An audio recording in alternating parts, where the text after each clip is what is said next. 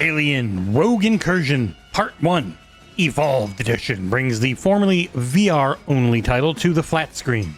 Developer Survios has done an admirable job replicating the immersive experience on consoles. But playing through this game again on Xbox, I realized something. Seems like VR games made flat are pretty boring. Anyways, let's get to the review. I have a full, long review of the VR game from back when it launched, which you can find linked down below. This review will focus on the port to Xbox, where I played through the game again on standard difficulty before bumping it up a bit later on. You are Zula, and this game essentially takes place in the Alien Isolation universe as Amanda Ripley gets name dropped pretty early. You and your synth pal visit a facility overrun by xenomorphs as you attempt to save an old friend.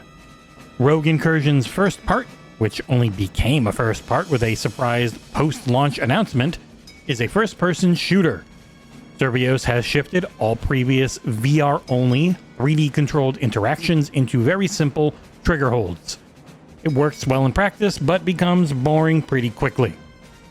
You see the bones of a VR title at all times, as the game's difficulty kind of comes in the physical movements that had been required to play it.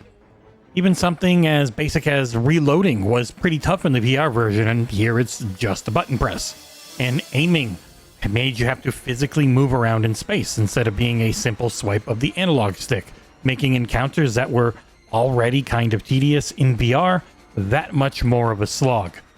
This game is more Aliens than Alien in its tone, which means that the combat ends up feeling like shooting hot lead through tissue paper. The aliens themselves are too plentiful and are very boring to fight. And they're simply not scary. They pop up in set patterns, at set intervals, and soak up a handful of bullets before falling backwards and disappearing into a pile of acid. Zula gets a revolver, an assault rifle, a shotgun, and a few tools and more like grenades throughout the game's 4, 5, maybe 6 hours. I have already played it once, so I was able to get through it very quickly on Xbox.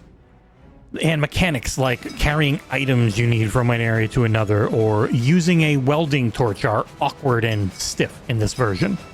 It was a game made to take advantage of the VR medium.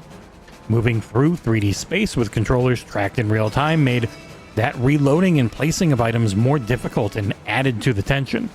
In this flat version, everything is automated with either the press of a button or alternating holds of the triggers, and never once did I feel any tension on normal difficulty as I wasted alien after alien after alien with barely a flick of my fingers, but at least it's kinda pretty, which, you know, the game runs well on Xbox Series X where I reviewed it, and it makes sense as VR titles aim for very high frame rates in 2 eyes at a time.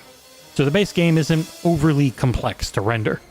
And performance never felt like it wavered from a 60 FPS target, and the resolution and upscaling tech could be only a little muddy at times. It mostly gave a clean image when indoors especially. The audio is the exact same as the VR title, with most of the changes coming to the control systems. Voice acting is still fine, with sound effects and music reminiscent of the franchise's more Colonial Marines focused entries.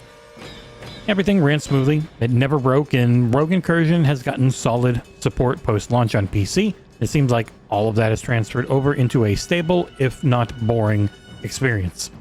It simply just isn't that fun to hold a single button as a replacement for what used to be a complex VR interaction. Wrapping things up, Alien Rogue Incursion Part 1.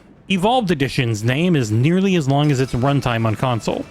I was able to clear the entire game in 2.5 to 3 hours, though I did know where to go and what to do after having played through it in VR.